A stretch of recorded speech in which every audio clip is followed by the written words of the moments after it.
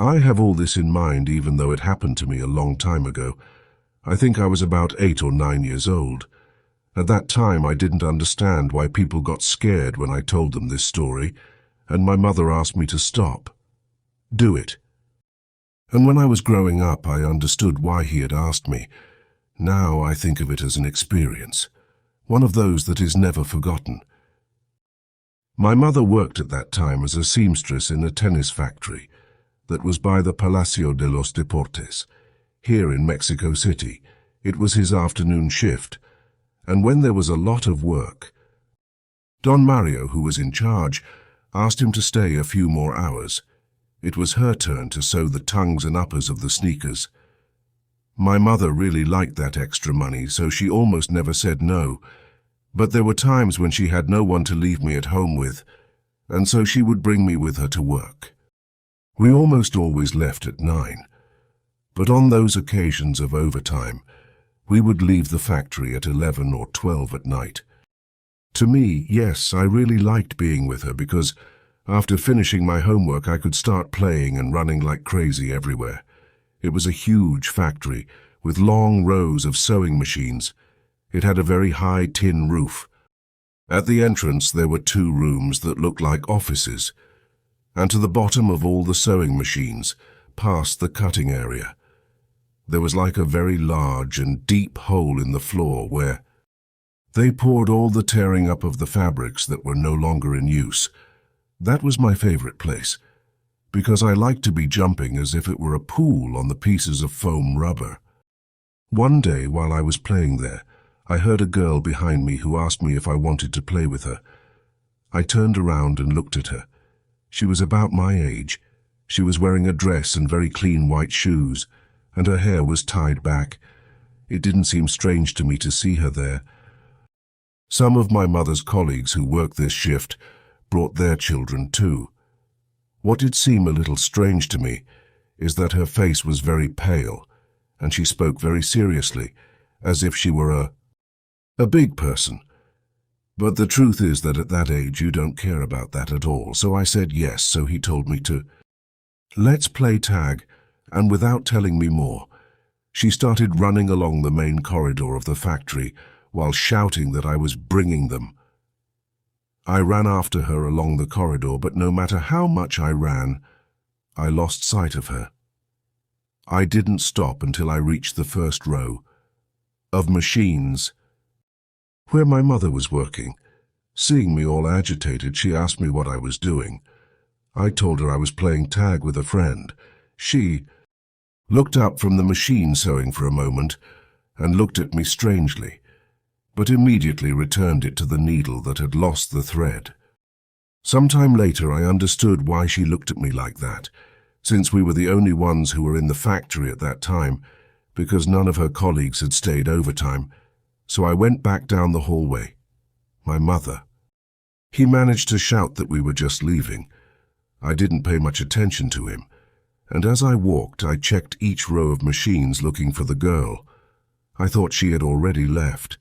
I turned around ready to go back to my mother, but it was. Then when I heard her voice behind me again, it scared me. I turned around as fast as I could, and there was the girl, at the end of the hallway where I had been playing, and I had found her the first time. I stayed all confused. How had she managed to return so quickly down the same hallway without me seeing her? And then she told me again, "You bring them." With that serious face, I started running back along the. She walked down the hallway as fast as she could without stopping to see her. This time she wouldn't deceive me or run away, but the girl didn't seem to have the intention of moving. She just stared at me, and when she was already very nearby, I jumped on her to grab her. When I stretched out my arm to touch her, it was as if the was going through her, and I fell on my belly on the floor. I got up very quickly.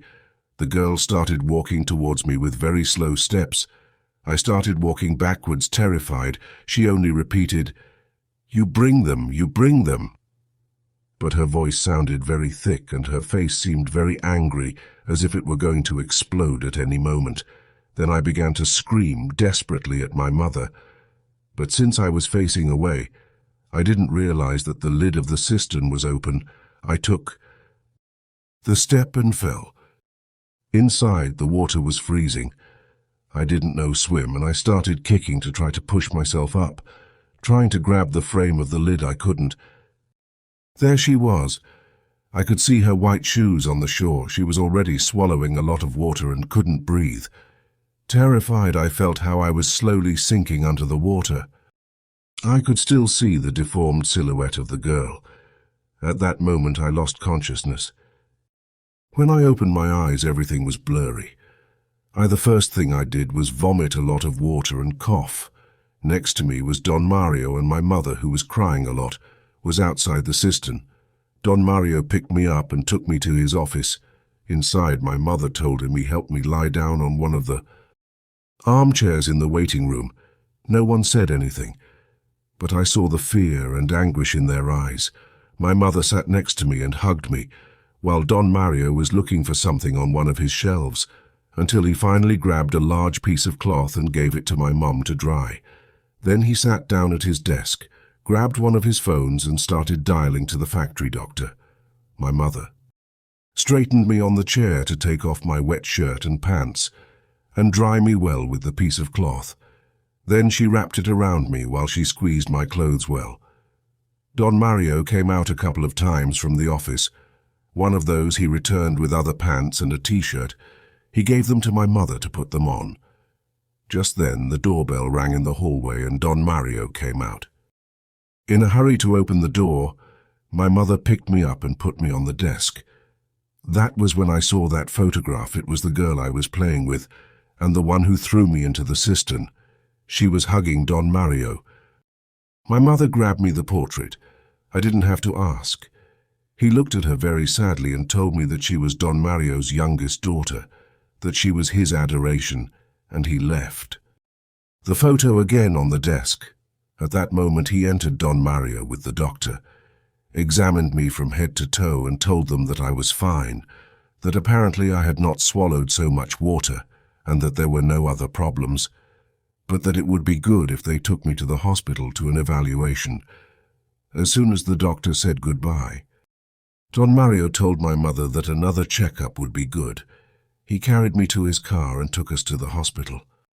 From that day, my mother stopped taking me to the factory. I took care of it with my aunt or sometimes with the neighbor. A few months later, she quit. At that moment, when all this happened, my mother never told me anything about what had happened.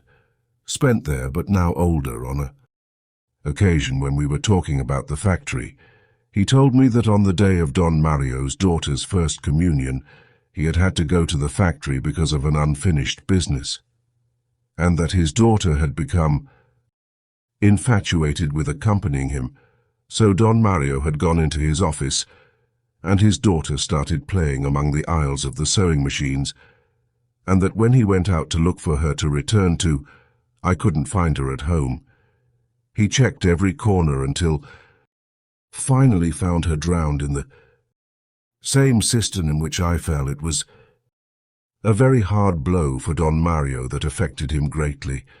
Some time later he would divorce and dedicate himself completely to work.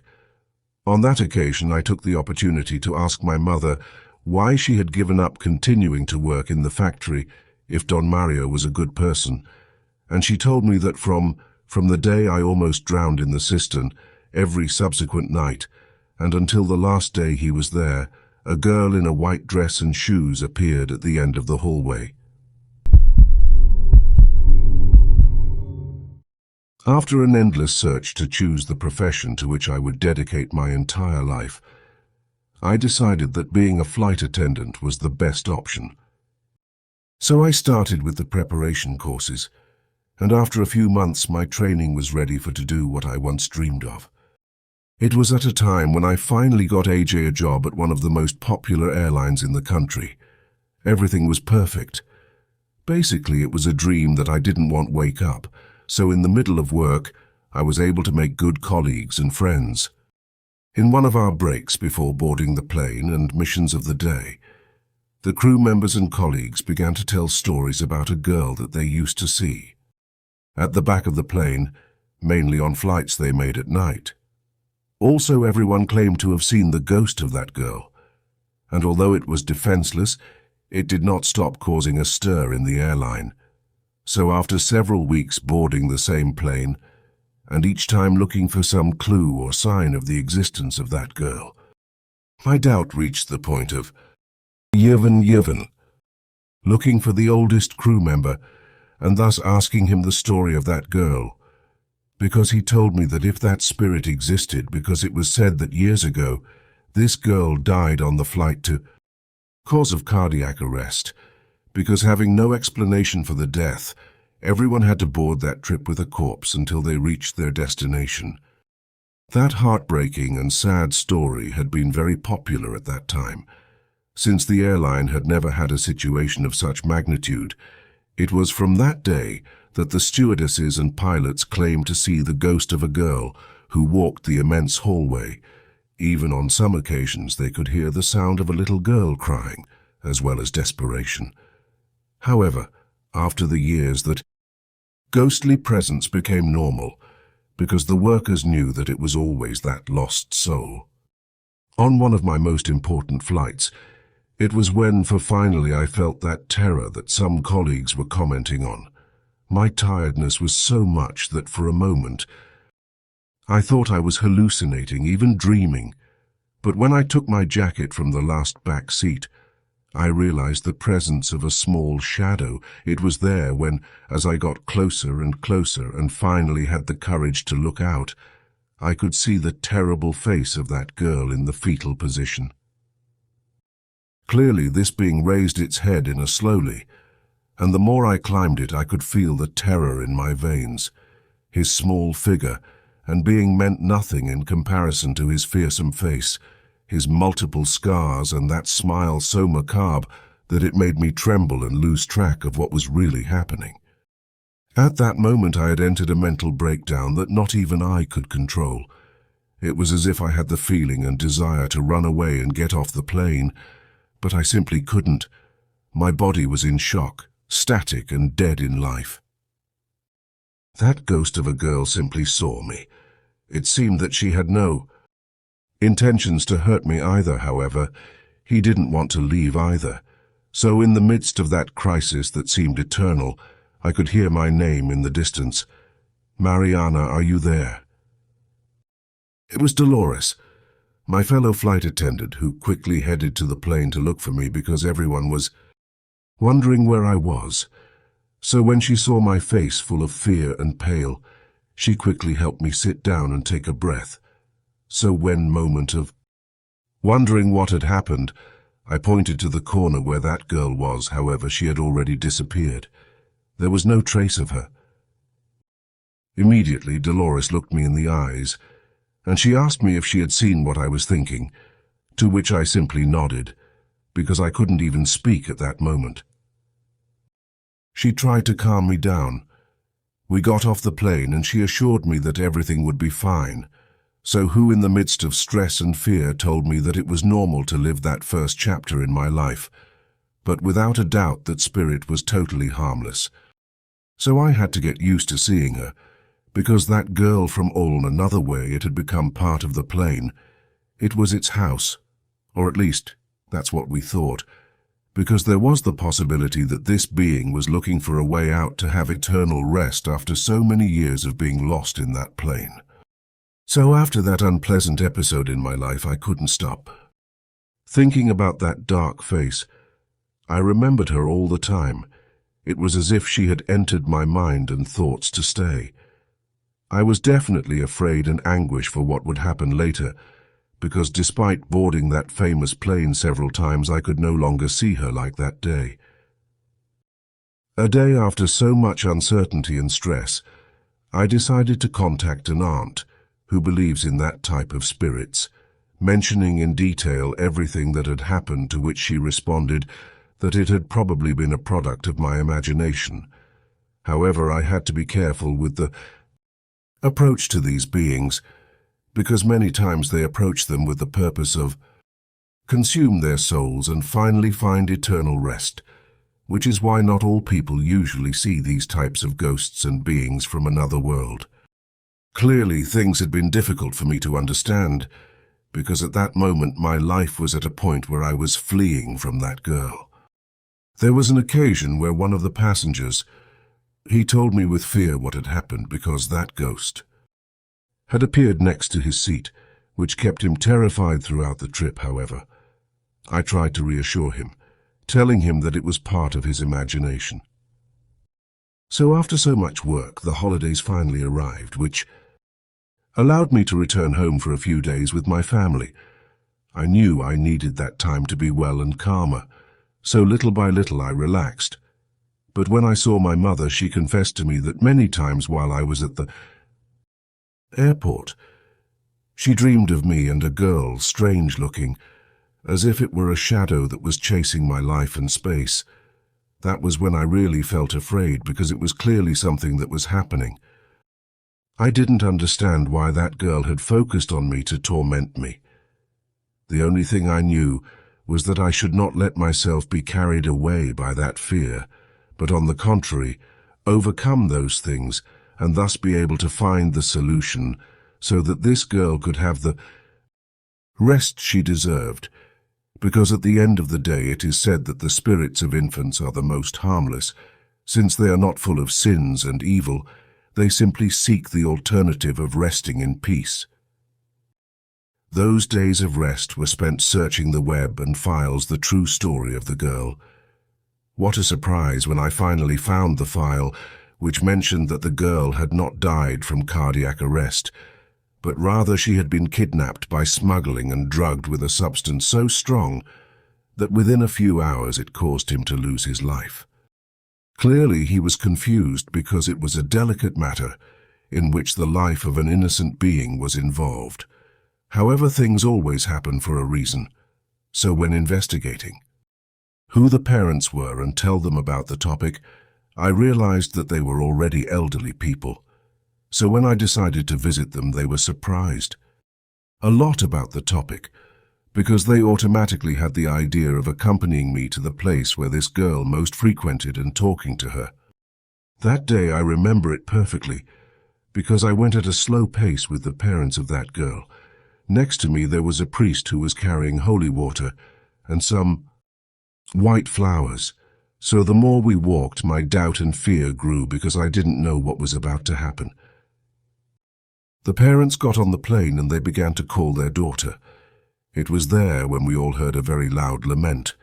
We realized that the spirit was indeed among us at that moment, and that was when the parents began to call her and ask for forgiveness for what had happened, that they loved her and wanted her to have eternal rest. At that moment, the priest began to bless the plane, and the crying began to subside. Clearly he did not understand what was happening, but apparently that event was working. So after a few minutes the parents left, appreciating what he had told them, because they assured that his daughter was now resting in peace, and as he watched them leave in the distance, he thought about how complicated life can be, but also death. So without further ado, I took my things and also left the place. When I returned from my vacation, I stopped feeling that fear, as well as hearing those complaints. It was as if the spirit of that girl had really disappeared. There was no trace. She had simply left to never return. 10 years have passed since that event, that I still remember as if it had been yesterday. However, I did not stop thinking about the magnitude that a spirit in pain can have. I never heard or saw that girl again. However, it is one of my favorite horror anecdotes, because all the oldest crew members were able to experience firsthand everything that happened. One morning I woke up excited. I had had a strange nightmare where a being with a humanoid body and a lamb head was chasing me to cut me with a machete. It was already a recurring nightmare. It was nothing strange for me to wake up in the middle of the night with an elevated pulse due to bad dreams. But this time, when I opened my eyes back to reality, the sun had already risen and I had to go to work. In the morning I told the nightmare over the phone to my partner, Noelia, who frequently talked to me about something that, for me, until that moment was nothing more than an interesting talk, but a subject that I did not take as real. The trips inside dreams, the possibility that, when sleeping, our soul travels to unknown worlds, where the laws of reality are totally different from those that exist in the plane of what we consider normal. The concepts of fourth, however, having this nightmare where I find myself in an abandoned city half destroyed, with places full of mud, where there are pigs with human bodies, a fat man who chases me with his axe and whose head is that of a lamb. The interest and curiosity to know more about all this was awakening in me. I began to read books about lucid dreams, sleep paralysis, and even astral travel. Since I was a child, I had found dreams and everything that has to do with it fascinating until the age of 20. And when my nightmare was recurrent, I began to take more seriously the investigation of what happens when dreaming. All the sources I consulted told me the same thing. Sleep is divided into 5 parts. The first is light and relatively easy to experience. The dozing, when the muscles begin to slacken and eye movements are slow. Then follows the light sleep. The pulse and breathing become slow. The body is totally relaxed, and eye movements are slight or non-existent. Phase 3 is the transition, when there is an induction to really deep sleep. Later, the deep sleep is where we usually have dreams that we remember shortly after waking up. And the last phase, the REM sleep, where rest is more used by the body, and where dreams are more intense and remain recorded in memory. Also where nightmares and dreams are usually vivid and affect breathing and heart rate. After knowing this, I had the intention of inducing lucid dreams, in order to lose the fear of the nightmare that had been tormenting me intermittently and suddenly for months.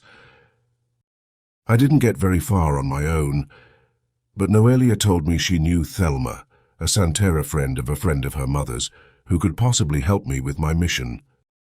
I went to her accompanied by my girlfriend, but she, for reasons that I do not understand and that were not explained to me either, had to wait outside the room where the kind of ritual took place, which would lead me to have a more lucid access to dreams.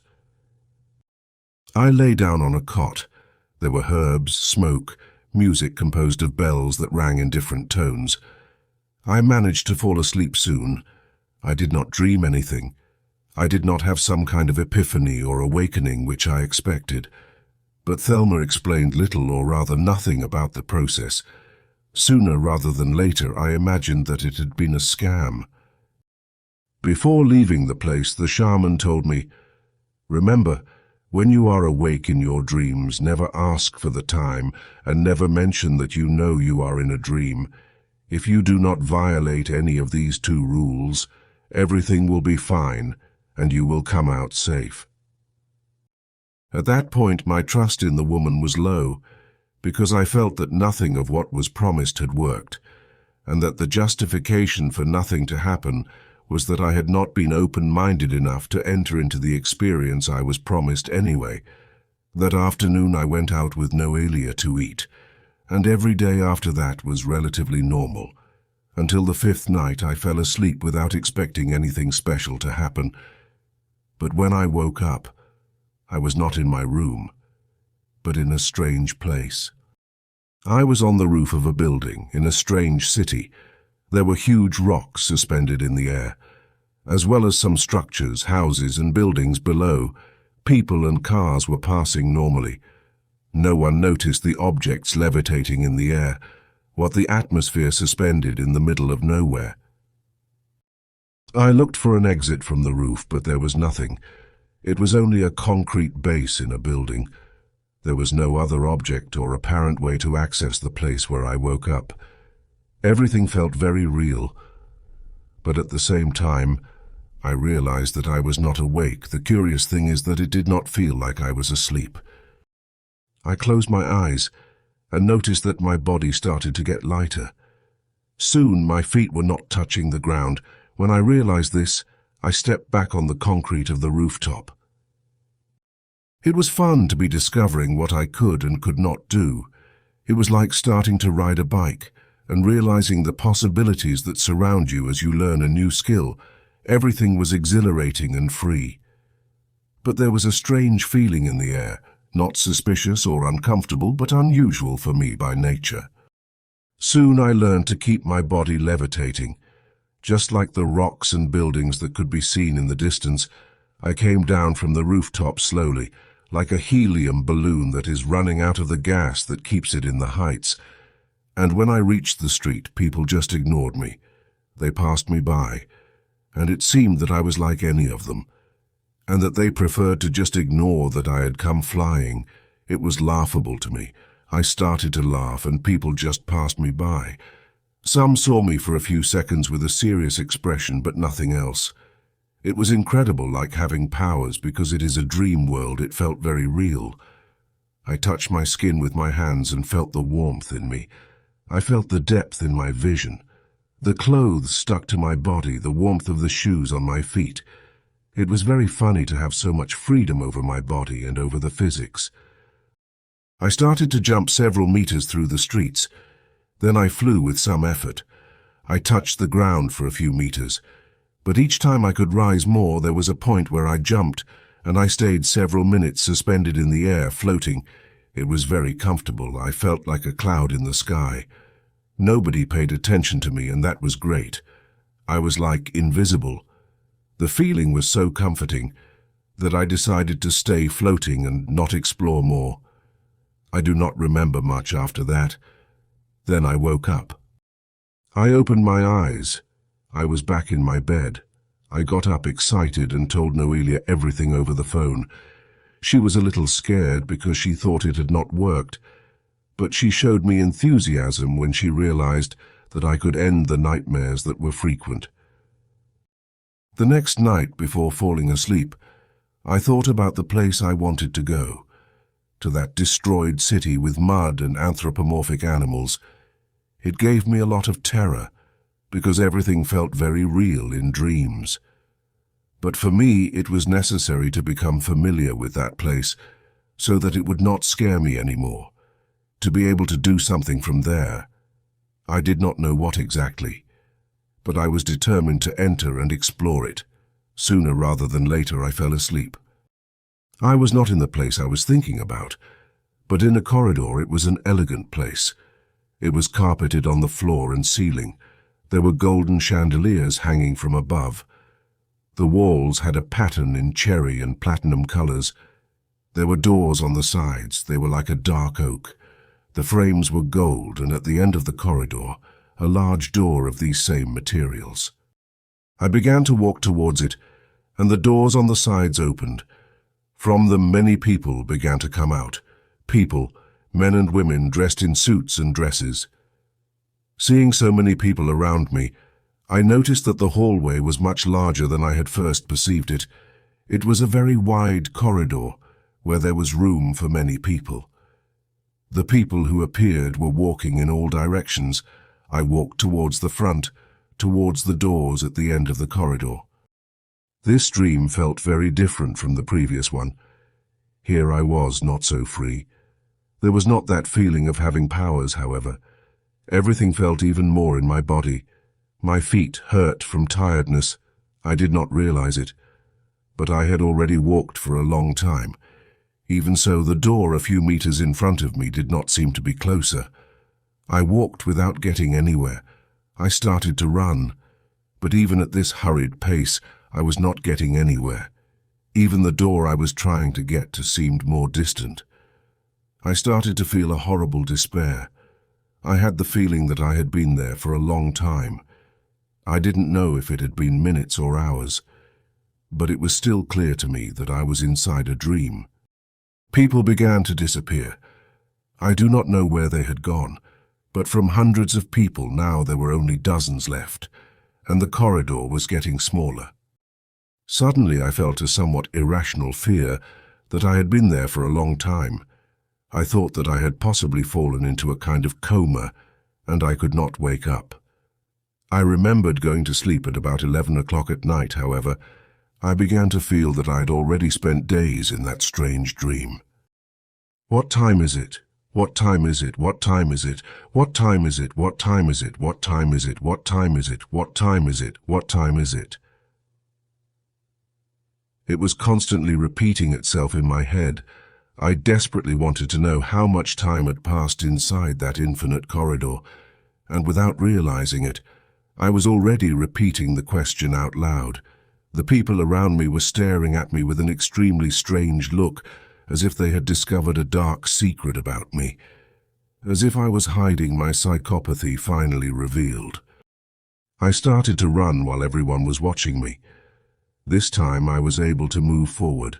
The people in suits started to chase me, but I arrived in time to the dark oak door and gold frame. I opened it, and after that I don't remember anything else. I woke up exalted, sweating. It was horrible, as if I really came from that place. I had only slept for an hour and a half, and the sleep felt eternal. It was early morning, so I did not talk to Noelia to tell her not until the next morning. That night I could not sleep anymore for fear of entering another nightmare that felt too long. I didn't want to go back to that strange world. I was afraid of perceiving whole days passing by in just a few minutes. I began to feel anxious about going into a coma, sleeping for months without being able to wake up. The worst thing is that sleep is inevitable, and sooner or later I would face those strange nightmares again. In the morning I told Noelia everything, and in the afternoon we went to see Thelma. The woman told me that I had to keep calm in the nightmares, even if they were too vivid, that I should not think about the time, that time there is relative, or rather it is a contract that does not exist, because the dimension of dreams, which is accessed in the REM phase, is totally alien to what we know when we are awake. The Santera did another ritual with me, which would annul the lucid dreams and return me to normal dreams. But there was something inevitable, one more nightmare. She told me that I had to put an end to the root of the problem of frequent nightmares, and that otherwise I could not sleep peacefully again. With no choice but to accept, we left the ritual finished, and the afternoon began to die. Noelia stayed with me. She watched over my sleep, and I asked her to wake me up if I slept too much, even if that would result in a contraindication to what the Santera said, who affirmed that sleep during a nightmare should not be interrupted. It took me longer than usual, but I managed to fall asleep. I woke up in the dream of the REM phase, lying on the floor of a street full of mud. It was night, and the buildings around were in ruins. It was a post-apocalyptic scenario, and I knew that this was the place of my frequent nightmares. I started walking through the desolate streets, and very soon I came across a corral, where there were pigmen who were crouched down eating something. I didn't want to get too close, but there was a light on coming from inside a building that was not as destroyed as the others, and soon I knew I had to enter that place. The worst thing is that I realized what they were eating. They were severed parts of people, corpses, arms, legs, human heads. It was disgusting and horrifying at the same time. Inside the building, I followed a path of lit candles. I realized that I was in the hallway of the previous dream, but this time it was in ruins. The floor and walls were destroyed. It seemed that centuries had passed since I was there, or maybe it was just an identical place, but this one was very neglected. There was an unlit candle taped to one of the doors in the hallway. I opened it and arrived at a totally different place, a butcher shop. This store was relatively clean. There was a musty smell, but apparently it was not an abandoned place. I walked towards the place where the meat is cut, and I found the figure that was constantly chasing me, that fat man with a lamb's head, which was trying to catch me in my nightmares. The creature was cutting meat on a metal table. In a corner of the place, there was a small pile of women's underwear. There was a lot of blood on the floor, and the butcher's machete was totally soaked in blood. He turned his animal head and saw me in this movement. He let me see what he was cutting on top of the chrome metal table. They were small bodies of girls, which were not more than 7 or 8 years old. It was horrible. I saw hair, teeth, fingers. I felt like vomiting, and I started to run in the same direction in which I arrived, but the path had changed completely. I was in a kind of maze that was constantly changing. The floor and walls were dirty tiles, like those of a bathroom. I was running desperately and was starting to leave the lamb-headed man behind, but I started to get dizzy. My vision blurred. My steps became very slow and heavy, and without realizing it, I fell to the floor. When I woke up, I was in a very dirty kitchen in front of me.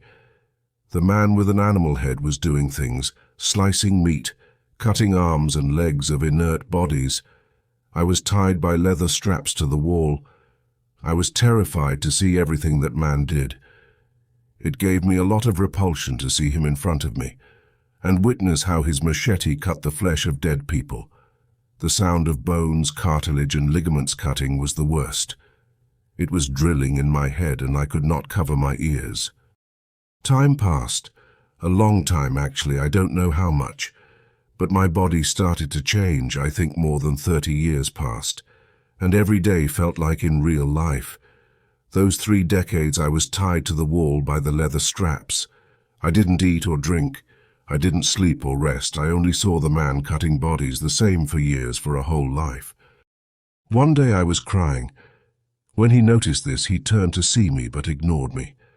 I saw his difference in my suffering, and I began to question something very important at that very moment. Why someone who does not care about me has total right over my emotions. At what point did I give that power to this strange man? After that thought was ignited inside my head, the lamb man seemed to be scared. I thought this could be related to my way of getting out of there, although honestly, after so many years stuck to the wall of that kitchen, I didn't know if I was in a nightmare or in real life anymore. The lamb man was staring at me. Then I called him. I talked to him for the first time since I'd seen him. It hadn't really occurred to me, but that day, I don't know why, I started to see things differently. Come closer, I told him. He did so very cautiously, and when he was close enough to me, I said 2 words that made the leather straps disappear from my wrists and ankles. I forgive you. The lamb man began to shriek deafeningly, and to cut his own body with the machete he was carrying. Then I realized that I was no longer tied to the straps. The man fell to the ground dead by his own hand. Then I walked toward the exit. Outside it was raining, and the mud on the street was beginning to unban. The pigmen ran out of the corral. There was a door that wasn't there before, a dark oak door with a golden frame, which apparently led to nowhere. However, I decided to open it. As I grabbed the knob, I woke up. The television was on and the room was dark, only illuminated by the screen which was transmitting a TV commercial. Next to me was Noelia, my girlfriend, asleep next to me. I saw the time, and only 2 hours had passed since I had managed to fall asleep. 2 hours that felt like more than 30 years in that horrible nightmare. I was very tired and wanted to continue sleeping. I hugged Noelia's back, and in a matter of seconds I fell asleep again, this time without fear of having nightmares again. The next morning I told my partner about the whole dream. I told him about the feeling of having spent 30 years there, but it was comforting to come back to reality. Months later, my mother told me that we were moving, and we started packing everything. We were not going far, just to another part of the city, where the streets were safer, as crime had increased, and that was something that worried my mother a lot. 2 months later, unpacking, I discovered a box full of papers, documents, and photographs. Many were unknown to me, and most of them were broken and full of dust. My mother told me that I could throw the box away, and that she didn't know why she was still keeping them there. Out of pure curiosity, I started to look at the photos, and I found one of a man who was in a field. Behind him, I could see a corral full of lambs, In his right hand, a machete, which he seemed to try to hide for the photo. It was obvious. It was the man of my nightmares. I went with the photo to the inside of the house, and I asked my mother who that person was. Her gesture changed radically. There was a strange surprise in her face, and she told me if I did not remember who he was. I answered no. She looked at me in the eyes, and I asked her if she remembered who he was. She looked me in the eyes and told me that he was my father,